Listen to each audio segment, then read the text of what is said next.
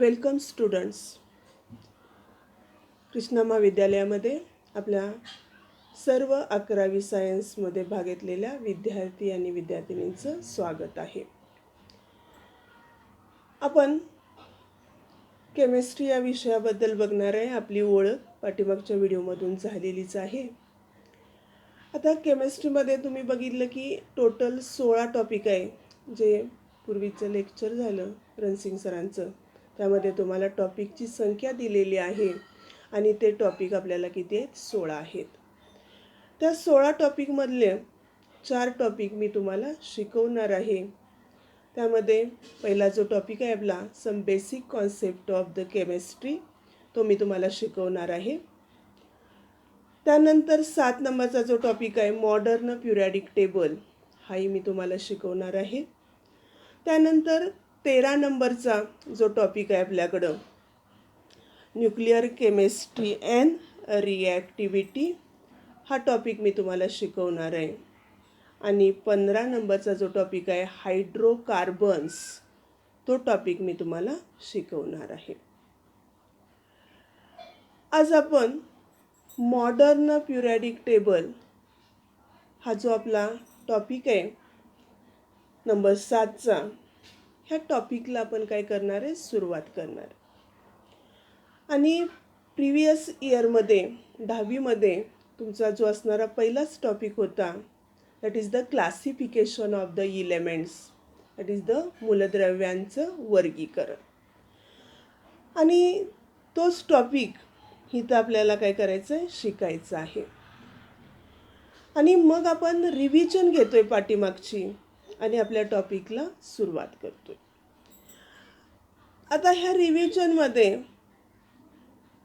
Early attempts at the classification of elements बघतोय. आता जर तुम्ही बघितलं इन 18th सेंचुरी 1800मध्ये there are only 30 elements were discovered. म्हणजे 1800मध्ये जर तुम्ही बघितलं तर फक्त 13 इलेमेंटचा काय लागला होता? शोध लागला होता. आणि हे जे इलेमेंट्स आहेत, हे elements are classified into 2 types. त्याचं क्लासिफिकेशन फक्त 2 टाईपमध्ये केलं होतं, मेटल्स अँड नॉन मेटल्स. आणि there is defect in this classification was that it has no place for the metalloids. आणि हे जे क्लासिफिकेशन केलं होतं, ह्या क्लासिफिकेशनमध्ये जे मेटॅलॉइड्स आहेत त्या मेटॅलॉइड्सला काय नव्हतं? त्याचं क्लासिफिकेशन केलं गेलं नव्हतं, विच वेअर डिस्कवर्ड लेटर, की ज्याचा शोध हा काय लागला? नंतर लागला. आता तुम्हाला मेटलच्या प्रॉपर्टी माहीत आहेत. त्या मेटलच्या प्रॉपर्टीमध्ये आपण बघतो की मेटल्स आर जनरली सॉलिड फॉर्ममध्ये असतात. आता हे जे नॉर्मल टेम्परेचर आपलं रूम टेम्परेचर आहे, त्याला मेजॉरिटी आपले मेटल काय असतात? सॉलिड फॉर्ममध्ये असतात. एक्सेप्ट आहे त्याला मर्क्युरी. मर्क्युरी हा मेटल आहे आणि तो कुठल्या फॉर्ममध्ये आहे? लिक्विड फॉर्ममध्ये आहे, तुम्हाला माहीत आहे. आता दुसरं तुम्हाला त्याच्या प्रॉपर्टी सांगता येतील. The metals are good conductor of heat and electricity. Heat आणि इलेक्ट्रिसिटीचे ते काय असतात? गुड कंडक्टर असतात. त्याचबरोबर दे आर शायनी. त्याचं नेचर कसं असतं? शायनी असतं. त्याला एक प्रकारचा लस्टर असतो. आपण गोल्ड बघितलं, त्याला येलो रंगाचा लस्टर असतो, शायनिंग असतं. कॉपरला आपण जर बघितलं तर त्याला काय असतं? रेड कलरचं त्याला शायनिंग असतं किंवा लस्टर असतं. मेटल्स आर डक्टाईल आपण म्हणतो, म्हणजे त्याच्यापासून तुम्हाला काय करता येतात? तारा काढता येतात. म्हणून ते आपण असं वायर्स काढता येतात, ड्रॉन करता येतात. म्हणून मेटल कुठली प्रॉपर्टी दाखवतात? डक्टाईल प्रॉपर्टी दाखवतात. त्याचबरोबर मेटल्स आर मॅलेबल. त्याच्यापासून सीड्स तयार करता येतात, त्याचे पत्रे तयार करता येतात. ह्या प्रॉपर्टी तुम्ही सगळ्या पाहिलेल्या आहेत मेटलच्या. आता आपण मेटलमध्ये तुम्हाला एक्झाम्पल सांगता येतील. त्याच्यामध्ये गोल्ड येईल, सिल्वर येईल, कॉपर येईल, आयर्न येईल, असे बरेच मेटल तुम्हाला सांगता येतील.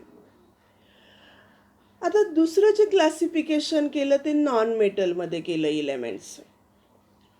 आणि मग इलेमेंटचं दुसरं जे क्लासिफिकेशन केलं त्याच्यामध्ये तुम्ही बघणार की नॉन मेटलच्या काय प्रॉपर्टी आहेत. तर जनरली जे नॉन मेटल्स असतात ते गॅसियस फॉर्ममध्ये असतात.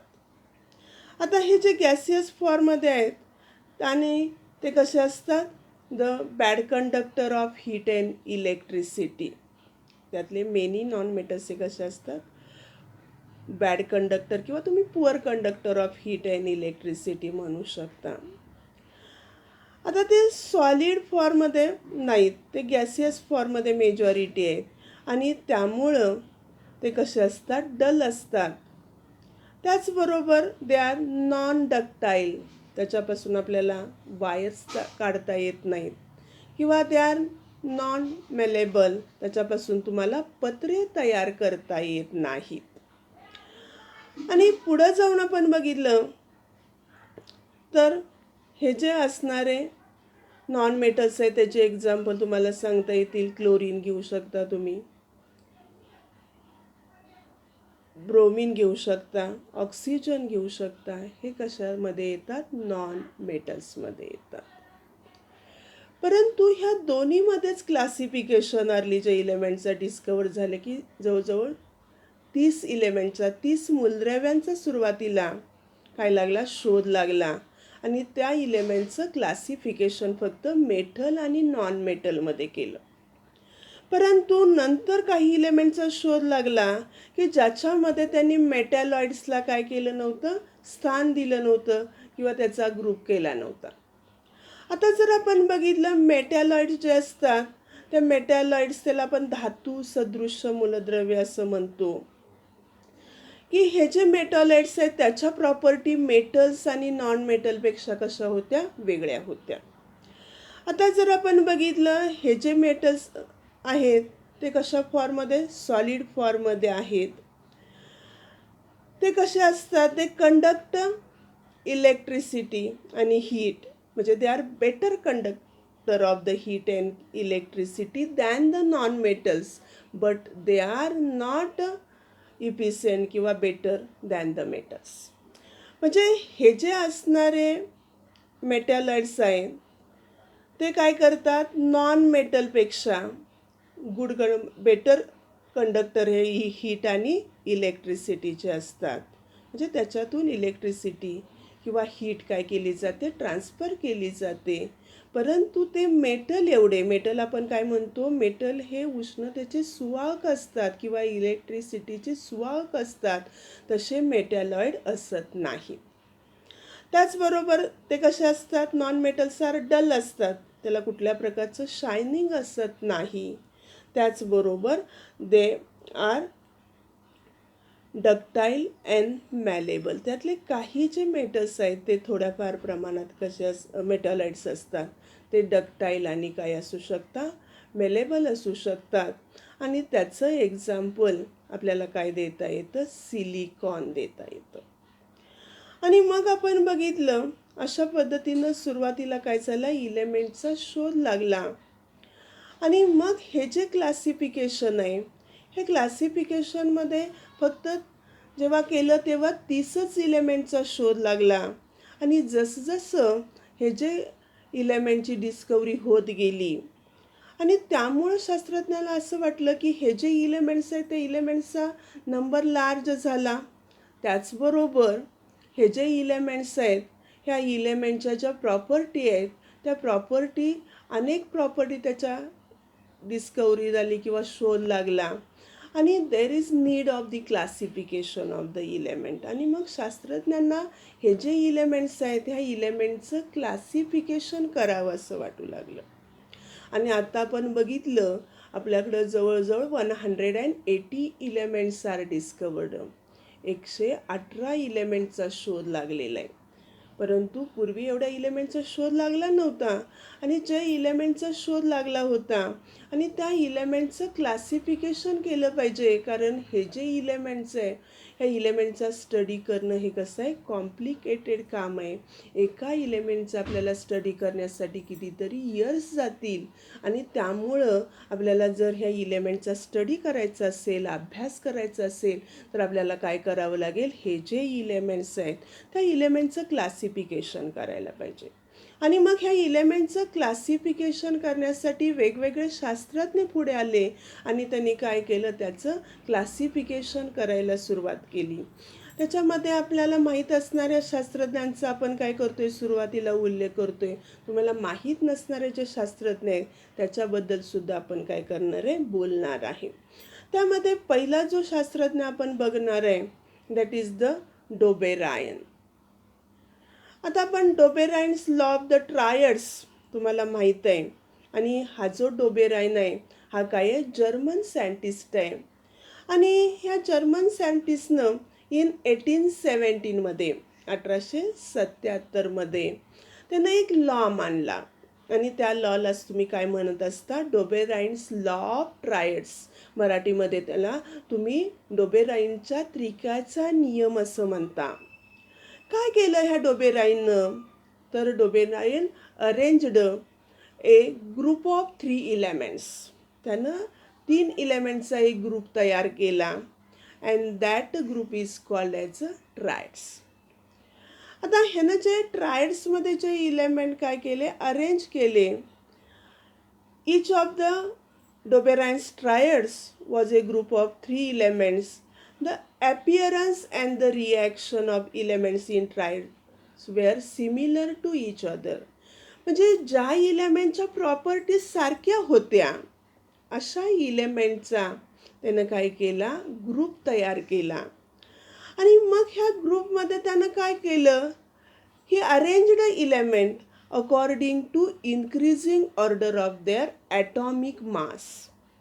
त्यानं काय केलं, जे इलेमेंट्स आहेत त्या इलेमेंटमध्ये तीनच इलेमेंट्सचा त्याने ग्रुप केला, त्याला आपण ट्रायड्स म्हणतोय.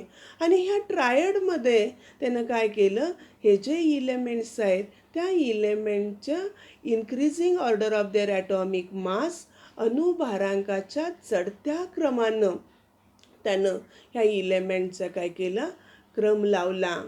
आणि ही फाउंड दॅट किंवा he discovered that the atomic mass of the middle element is equal to the approximate average of other 2 elements.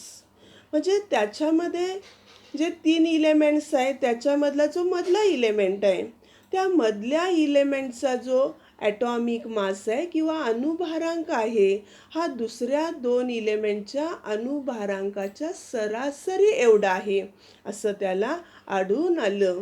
आणि त्याप्रमाणे त्यानं तो लॉ मांडला आणि त्यालाच आपण डोबेरायन्स लॉ काय म्हणत असतो, ट्रायड्स म्हणत असतो. आणि मग त्याचे एक्झाम्पल तुम्ही बघितलेले असतील. त्याच्यामध्ये आपण लिथियम, सोडियम आणि पोटॅशियम हे एक्झाम्पल बघतो. त्याच्यामध्ये जर काय केलं, ॲटॉमिक मास जर तुम्ही लिथियमचं बघितलं तर ते 7 आहे, सोडियमचं बघितलं तर 23 आहे आणि पोटॅशियमचं किती आहे, 39 आहे. आता जर आपण बघितलं की मिडल इलेमेंट मधला इलेमेंट इथं सोडियम आहे आणि त्याचं ॲटॉमिक मास 23 आहे. आणि ते 23 कसं आलं डोबेरायन म्हणतो, तर लिथियमचं ॲटॉमिक मास 7 प्लस पोटॅशियमचं 39. 7 प्लस 39 ही जर तुम्ही बेरीज केली तर ती किती येते, 46 येते. आणि त्याचं आपल्याला ॲव्हरेज काढायचं आहे. म्हणजे 46 डिवायडेड बाय 2 केलं तुम्ही तर येणारं ॲव्हरेज किती येणार आहे, 23 येणार आहे. सरासरी 23 येते. आणि मग सोडियमचं ॲटॉमिक मास बघितलं तर ते सुद्धा किती भरतं, 23 भरतं.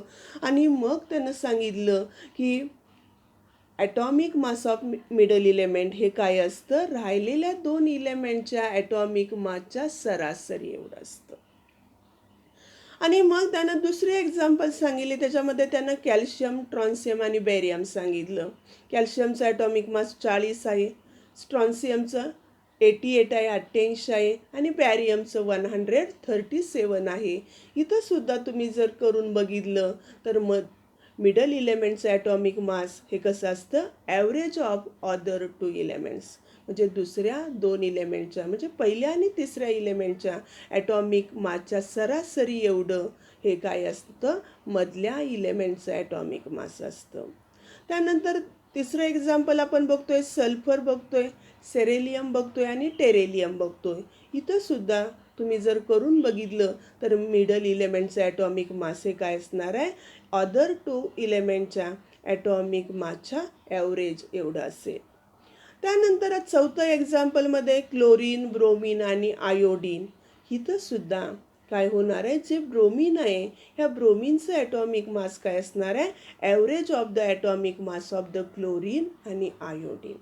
अशा पद्धतीनं जो डोबेराईन आहे ह्या डोबेराईननं काय केलं, ते जे ट्रायड्स आहेत त्या ट्रायड्समध्ये त्यानं काय केलं, इलेमेंटचं क्लासिफिकेशन केलं.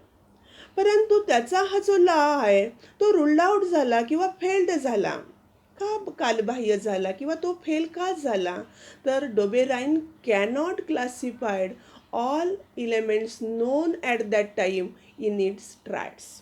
म्हणजे डोबेराईन हे जे इलेमेंट्स आहेत त्या इलेमेंटचं क्लासिफिकेशन ट्रायडमध्ये करू शकला नाही. सगळ्या इलेमेंटचं त्या काळी ज्या इलेमेंटचा शोध लागला होता त्या सगळ्या इलेमेंटचं क्लासिफिकेशन डोबेराईन हा ट्रायड्समध्ये करू शकला नाही आणि त्यामुळं त्याची ही जी थेरी आहे ती रुल्ड आउट झाली किंवा फेल झाली. आणि मग त्यानंतर तुम्हाला माहीत आहे, त्यानंतर पुढचा जो शास्त्रज्ञ आला तो कुठला आहे, न्यूलँड्स आहे. आणि मग हा जो न्यूलँड्स आहे ह्या न्यूलँडनं जो लॉ मांडला त्याला आपण काय म्हणतो, Newlands law of the octaves. त्याला आपण काय म्हणतो, Newlands law of the octaves. न्यूलँडनं ऑक्टेव्हचं नाव काय लॉ मांडला, तर त्यानं काय केलं, he arranged the elements in the increasing order of their atomic weight. Atomic वेटच्या इन्क्रीजिंग ऑर्डरनं त्यानं काय केलं, इलेमेंटची अरेंजमेंट केली. And noted that the every 8 element has the property similar to the first one. आणि त्याच्या प्रत्येक इलेमेंटच्या प्रॉपर्टी, पहिल्या इलेमेंटच्या प्रॉपर्टी 8व्या इलेमेंटच्या प्रॉपर्टी सारख्या त्याला दिसल्या. This relationship was just like the every eighth note resembles of the first in the octaves of the music. आपण जसं संगीताचं अष्टक बघतो, सा रे ग म प ध नि पा सा, म्हणजे ह्याच्यामध्ये पहिलं अक्षर सा येतं त्या पद्धतीनं 8वं अक्षर सुद्धा काय येतं, सा येतं. म्हणजे त्या पद्धतीनं ह्यानं जे इलेमेंट्स आहेत त्या इलेमेंटचं काय केलं, इन्क्रीजिंग ऑर्डर ऑफ ॲटॉमिक मासनुसार किंवा ॲटॉमिक वेटनुसार जेव्हा त्यानं इलेमेंटचं काय केलं, अरेंजमेंट केली, म्हणजे मूलद्रव्याच्या चढत्या अनुभारांकानुसार त्यानं इलेमेंटची अरेंजमेंट केली, तेव्हा त्याला पहिल्या 8व्या इलेमेंटचे गुणधर्म हे पहिल्या इलेमेंटच्या मूलद्रव्यासारखे आढळले, की जे आपण काय बघतो संगीतातील अष्टकामध्ये, म्हणजे सा रे ग म मध्ये बघतो की सा पहिलं अक्षर असतं, 8वं अक्षरसुद्धा सा असतं, म्हणजे पहिलं आणि 8वं अक्षर सारखं येतं. त्या पद्धतीनं हे जे इलेमेंट्स आहेत त्या 8व्या आणि पहिल्या इलेमेंटच्या प्रॉपर्टी त्याला सारख्या आढळल्या आणि त्यामुळं त्यानं त्याचा जो लॉ आहे त्याला लॉला नाव दिलं the Newlands law of Octave. म्हणजे न्यूलँड त्याचं स्वतःचं नाव आणि ऑक्टेव म्हणजे त्याच्या अष्टकाचा नियम असं त्यानं काय केलं, नाव दिलं. आणि मग त्यानं काय केलं, हे जे इलेमेंट्स आहेत ते इलेमेंट त्यांना अरेंजमेंट करताना आपण ते इलेमेंटची नावं दिलीत आणि तिथं काय दिलं, त्याचं ॲटॉमिक मास दिलं. आता lithium, beryllium, boron, carbon, nitrogen, oxygen आणि फ्लोरीन.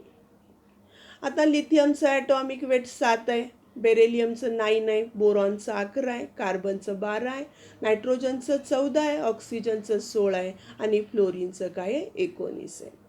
सोडियमचं 23 आहे, मॅग्नेशियमचं ॲटॉमिक वेट 24 आहे, ॲल्युमिनियमचं 27 आहे, सिलिकॉनचं 29 आहे, फॉस्फरसचं 31 आहे, सिल्वरचं 32 आहे, क्लोरीनचं 35.5 आहे, पोटॅशियमचं 39 आहे आणि कॅल्शियमचं काय आहे, 40 आहे. अशा पद्धतीनं त्यानं इलेमेंटची जी अरेंजमेंट केली, ही अरेंजमेंट कशानुसार केली? Increasing order of their atomic weight किंवा तुम्ही ॲटॉमिक मास म्हणू शकता. आणि मग त्याच्यामध्ये असं लक्षात आलं की पहिल्या इलेमेंटच्या प्रॉपर्टी ह्या कशा, 8व्या इलेमेंटच्या प्रॉपर्टी ह्या पहिल्यासारख्या आहेत. म्हणजे तुम्हाला सोडियम आहे, ह्या सोडियमच्या प्रॉपर्टी कशासारख्या आहेत? लिथियमसारख्या आहेत.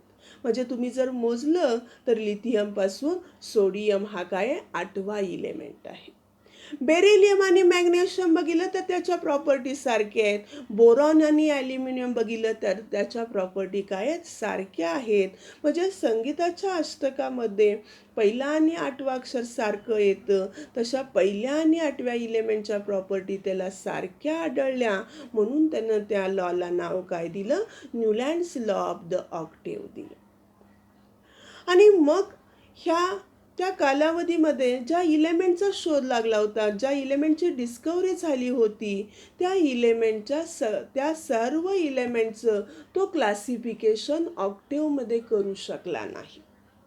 त्यानं फक्त काय केलं तर कॅल्शियमपर्यंतच्याच इलेमेंटचं क्लासिफिकेशन काय केलं? न्यूलँडनं त्याच्या ऑक्टेव्हमध्ये केलं. हा त्याचा काय आहे?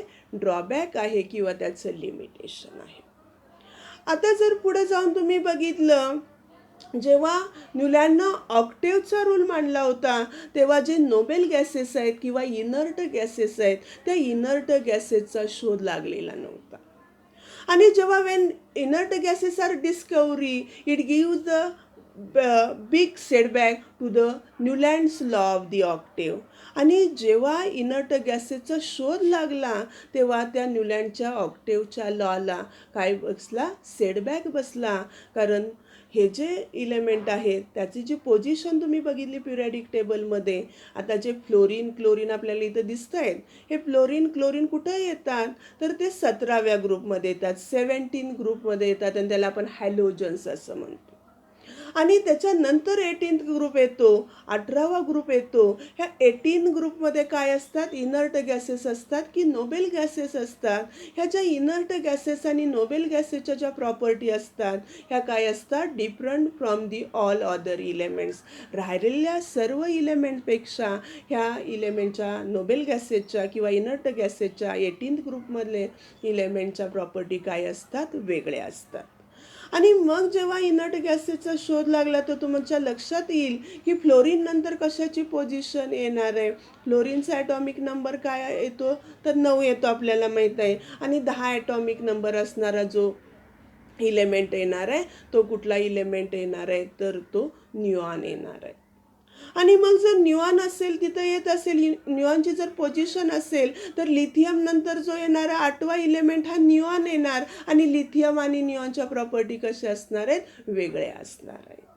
तशाच पद्धतीनं जर तुम्ही बघितलं, सोडियम आणि येणारा ऑर्गॉन ह्याच्या प्रॉपर्टी कशा असणार आहेत? वेगळ्या असणार आहेत. अशा पद्धतीनं पहिल्या आणि 8व्या इलेमेंटच्या ज्या प्रॉपर्टी आहेत, ह्या आपल्याला इनर्ट गॅसेसचा शोध लागल्यानंतर वेगळ्या दिसतात. म्हणजे इथंसुद्धा हा जो न्यूलँड्स लॉ ऑफ ऑक्टेव्ह आहे, तो सुद्धा काय झाला? रूल्ड आउट झाला आणि फेल्ड झाला. त्यानंतर आपण पुढच्या येणाऱ्या शास्त्रज्ञाचं आपण काय करणार आहे? पुढच्या लेक्चरमध्ये बघणार आहे. इथं आपण थांबतोय. थँक्यू.